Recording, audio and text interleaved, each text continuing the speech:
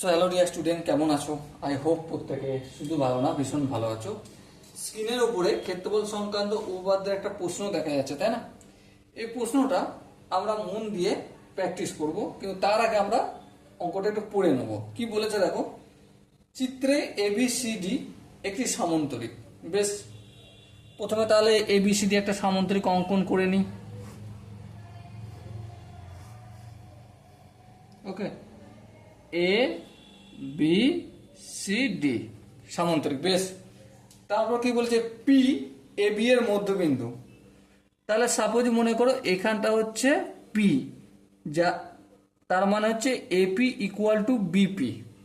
ওকে, next কি বলেছে, যদি এ পি সি ডি চতুর্ভুজের ক্ষেত্রফল, এ পি সি ডি মানে এই পি এর সঙ্গে সি কে যুক্ত করলাম, যুক্ত করে এ পি সি ডি এর ক্ষেত্রফল কত বলে দিয়েছে।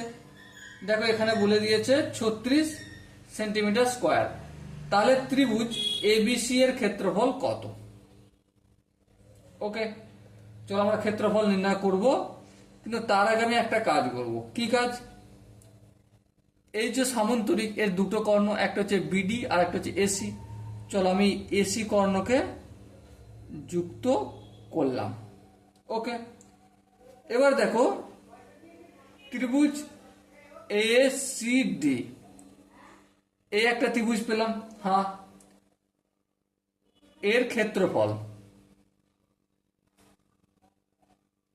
এই ত্রিভুজটার ক্ষেত্রফল কত?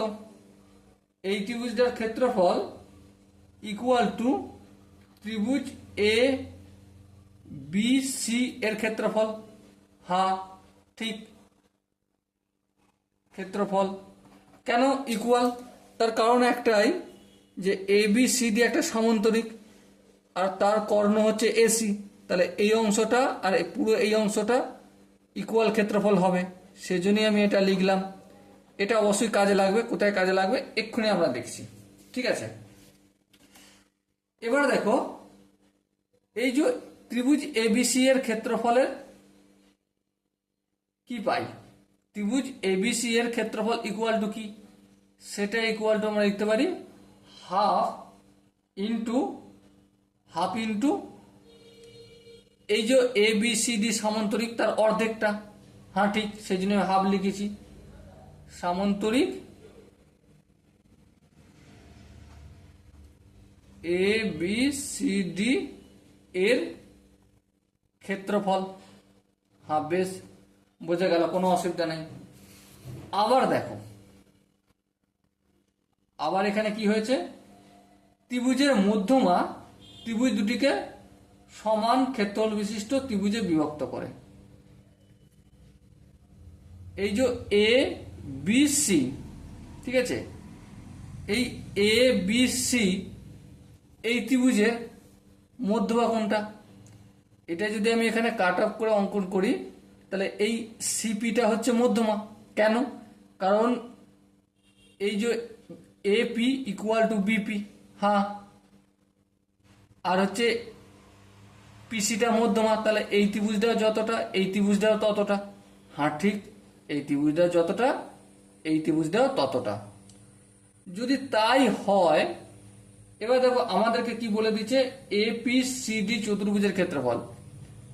এ পি সি ডি, দেখো লক্ষ্য করো, সাপোজ মনে করো, তাহলে এখানে কত অংশ রয়েছে? একটা ভাগ, এখানে একটা ভাগ, দুটো ভাগ হলো। আর এখানে কটা ভাগ রয়েছে? দুটো ভাগ রয়েছে। হ্যাঁ ঠিক, তাহলে আমি এর ক্ষেত্রফলটা এক্স ধরছি, এইখানটার ক্ষেত্রফল এক্স হবে। হ্যাঁ, এক্স সেন্টিমিটার স্কোয়ার হবে বা ইউনিট স্কোয়ার হবে। তাহলে এখানটা কতটা হবে? 2x হবে। হ্যাঁ ঠিক, তাহলে দেখো এই A P C D, A P C D এর ক্ষেত্রফল সমান কি? এর ক্ষেত্রফল সমান এখানটার ক্ষেত্রফল এক্স আর এখানটার ক্ষেত্রফল 2x। তাহলে কত হলো? 3x হলো। হ্যাঁ, আবার এপিসিডি এর ক্ষেত্রফল আমাকে বলে দিয়েছে, কত বলে দিয়েছে দেখো ধ্যান দিয়ে, 36, তাই তো? এই 36 লিখলাম, আর x থেকে 3x 3টা এদিকে আসলে কি হয়ে যাবে? ভাগ হয়ে যাবে। তাহলে 3 12 36। তাহলে এক্স এর ভ্যালু কি হলো? 12। বেশ, এবার দেখো ধ্যান দিয়ে ত্রিভুজ এবিসি এর ক্ষেত্রফল কত, মানে এ বি সি। তাহলে এবিসি মানে কি?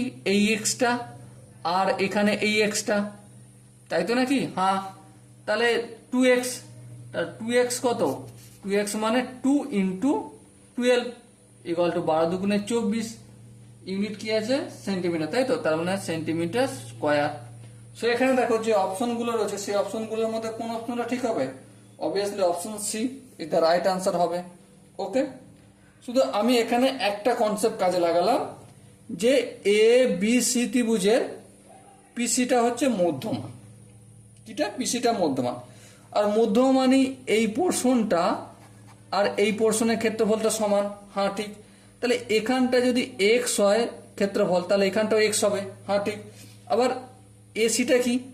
এসিটা একটা কর্ণ এবিসিডি সমান্তরিকের। তাহলে কর্ণ যেহেতু, তাহলে কর্ণর এই দিকটা যতটা ক্ষেত্রফল হবে এদিকটাও ততটা হবে। হ্যাঁ, তাহলে এদিকে এক্স আর এক্স 2x, তাহলে এই দিকটার ক্ষেত্রফল কতটা হবে? 2xই হবে। এই কনসেপ্টটা আমি কাজে লাগিয়ে কোশ্চেনটা আনসার করলাম। Okay, so dear student, I hope প্রত্যেকে প্রতিটা কনসেপ্ট তোমরা বুঝতে পেরেছো। যদি কোনো কনসেপ্ট বুঝতে অসুবিধা থাকে, ডাউট থাকে বা কনফিউশন থাকে, তার জন্য কি করতে হবে? কমেন্ট বক্সে অবশ্যই জানাতে হবে। সো দেখা হচ্ছে পরবর্তী সেশনে। ততক্ষণ পর্যন্ত ভালো থেকো, সুস্থ থেকো এবং জয় হিন্দ।